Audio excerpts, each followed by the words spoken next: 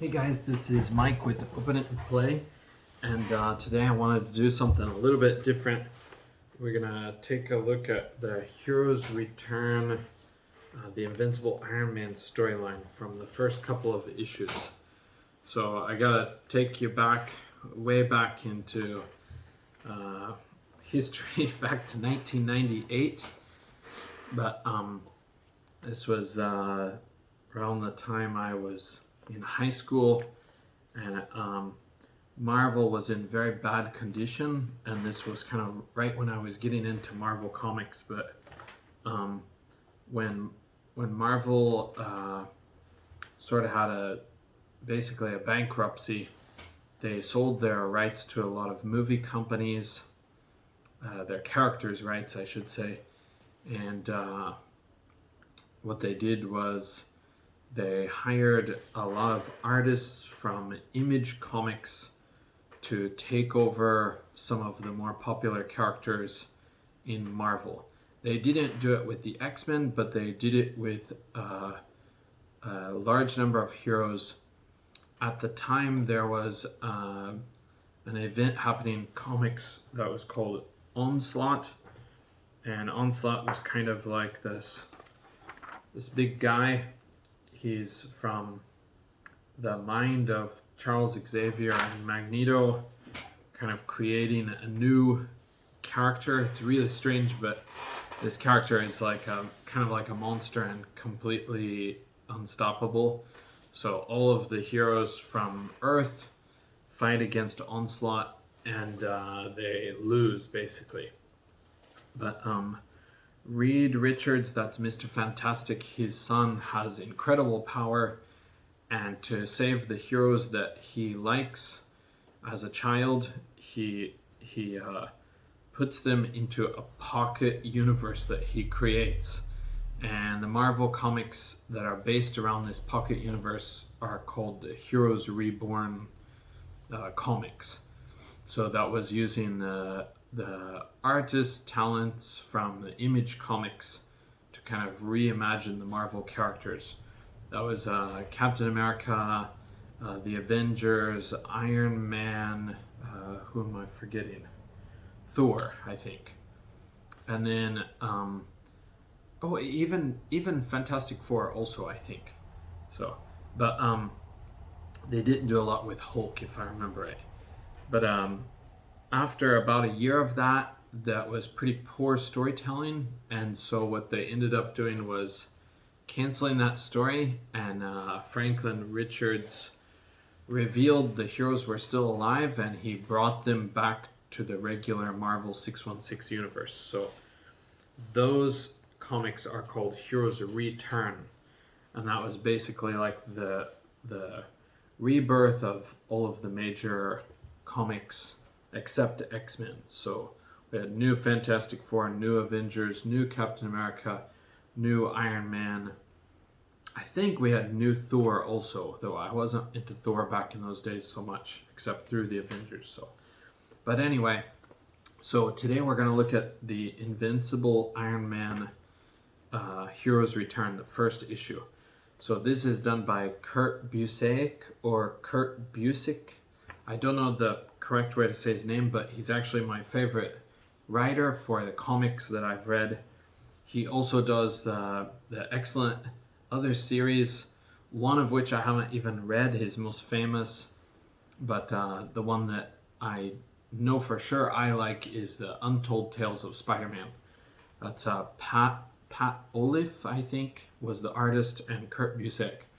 But for this comic we're looking at, we have Chen is the artist, and he brings like a very fresh look to Iron Man. It's nostalgic because it brings back kind of his horned mask from the very first red and gold armor, but it also looks futuristic enough. You can see Iron Man here. Of course, Iron Man is Tony Stark, but you can see Tony Stark here on the back of the cover. I know this comic's in terrible condition. The covers actually come off, but I do have multiple versions of this comic. This is just the one I read the most. So the others are protected in a case. But so this reboot of these comics, you can see it has like a little introduction to catch you up on the story. It tells about Onslaught briefly, and it also tells like the supporting cast. So, and you can see Tony Stark over here on the right. I hope that this is working for the way that the camera is aimed at me. I made 2 videos last night, neither of them worked very well, so please bear with me. I've got to get used to how far back I need to be from the camera. But so Tony Stark returns and he holds a party to show he's back, and he makes a cover story saying he wasn't dead, he was caught by a terrorist. But he also has to have a cover story for Iron Man, because Iron Man was actually in the other dimension, the pocket universe, I should say. But so he holds this party, and everyone at the party starts to give him advice on what to do. And while he's been dead, his company has been had a corporate takeover by a Japanese company. So now it's called Stark Fujikawa. But everyone is trying to tell him, please get your company back, fight for what's yours. But Tony doesn't feel very passionate about doing that. He feels sort of like it would be back to the old days. He wants to do something different or fresh. And he gets kind of in a funk, and he goes off by himself in solitude. And he decides to walk the streets and basically try to have time to think about his problems and how he should approach basically his new life. And he recalls the past, and he goes back to where he was in Vietnam. That was from the original storyline. And then it kind of shows this awesome shot of the different armors. Hopefully you can see that on the screen, and hopefully it's not too close. But we got the modular armor in the background here, and we got his first Avengers armor, the gold armor, and the first red and gold armor. This was the Heroes Reborn armor, but this is not an armor I'm a fan of with its smokestacks. And then this is the new armor, which is nowadays called just the Heroes Return armor. That's made by Chen, maybe Kurt Busiek, and they also give credit to Alex Ross and Alan Busiek or Busiek. I don't know how to pronounce that name, but okay. And when Tony is walking the streets trying to clear his head, he goes to a community center project which is being built in his mother's name by the charity that is in his mother's name. But little does he know, his old enemies are already following him and planning to assassinate him. So he gets snuck up on by these guys, and they have a really lame name. But they're a bunch of mercenaries called the Death Squad.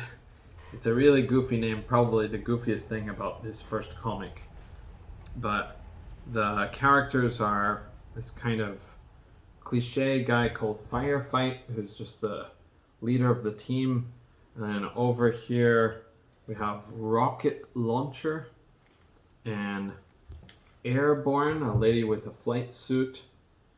And then we also have down here is Smokescreen, a lady with kind of cloaking technology, and Booby Trap, a guy with mines and various traps. So, but they say, we're going to kill you, Tony Stark. We can't tell you who we work for, but our mission is to kill you. But Tony distracts them, and he decides to put on his armor in the few moments that he has in order to kick their butts.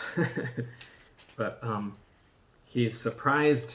He actually has more of a challenge than he thought he would, and he realizes that these people are professionals and they're very well equipped.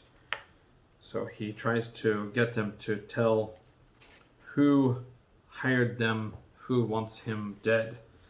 But they refuse, and after a little bit of a battle, he finally gets the upper hand and they escape. And basically he shouts like, "You can't beat me and you can't beat Tony Stark, my boss, so leave him alone." He's still keeping up appearances that he's not Iron Man in these days. So, but after the firefight, he realizes, oh my God, the community center, which was created by his charity for his mother, this thing, the charity in his mother's name, which was building this community center for victims of the Onslaught crisis, this has been totally destroyed. And so he's confused about what to do. He spends the rest of the night trying to tinker with his armor, and it just doesn't work. So finally he comes to the conclusion he'll make a new company called Stark Solutions. Sorry, this comic is falling apart so bad. But and what he's going to do with this new company is he'll have basically like consultant work, but he'll use all the profits for charity for his Maria Stark Foundation. This happened in the old days. Now everything is absolutely corporatized, but in these days the charities actually were charities. Nowadays it would be like, I opened my own charity, like the Bill and Melinda Gates Foundation, and the money goes to our friends so we don't pay taxes. Like, oh, it's very different in these years. But yeah, and then on the last pages we have this cool part. The very last page we have this shot of the different people. So first is Sunset Bane, and she says, "We've got to make a project so we can hire Tony Stark as a consultant." She wants to basically steal Tony Stark's technology. She is Madam Menace if you don't know your Marvel characters very well. And then we have MODOK here in the shadows. And we also have Madam Mask, a classic Iron Man villain. And then we have a very silly, goofy villain called Midas, like as in turn stuff to gold. And the last sneak peek is the Mandarin. He's saying, "It's most interesting indeed. This should prove very interesting, like my old enemy is back." But so that's a look at the first issue. The second issue is a little easier to explain because I don't have to tell you all that Onslaught backstory. But Iron Man takes his first mission, and on this mission he's going to work for a countess, apparently royalty in Europe. And on that mission he's going to do his consultant work, but of course he may have to be Iron Man when trouble arises. And he actually has a history with this countess lady, but she is someone who betrayed him long ago in the comics. Basically it's a callback all the way to the 60s comics, I think. Either 60s or early 70s, and he realizes there's some irregularities in her company's accounting, and that's what she wants him to help her with. So he investigates the factory after he makes up an excuse to get away from her. And he discovers that behind the factory, carved into the mountain, there's a lot more than meets the eye. There's a whole secret factory that is a facility for producing weapons, and it seems like this lady maybe doesn't know about this. And Iron Man's attacked by these siege engineers, which are guys with high-tech equipment who are protecting that factory. You get this really cool shot, like he's getting blasted here. I hope you can see it. I'm not positive if you can. And after a fight with them, he plants some devices to distract the enemies in case something happens in the future. And he rendezvous with the lady, and she's got trouble from some thugs, and these people are kind of blackmailing her into selling her husband who has died's company to their employer. But Tony Stark saves the day by distracting them, getting away and changing into Iron Man. But finally he's attacked by the high-tech siege engineers again, and at the end of the comic, sorry, I'll show you some of this artwork because it's really cool. The lighting effect is quite cool, the way they make his ports glow for his parts that look like the modular hookups. But at the end of the story, finally he's attacked by kind of like a mothership or a main ship of the enemies that has been basically parked in the mountain, I think. And he also faces the dreadnoughts, which are the robots that are built by Hydra, but they're usually working for the Magia, which I think is the Mafia. Magia.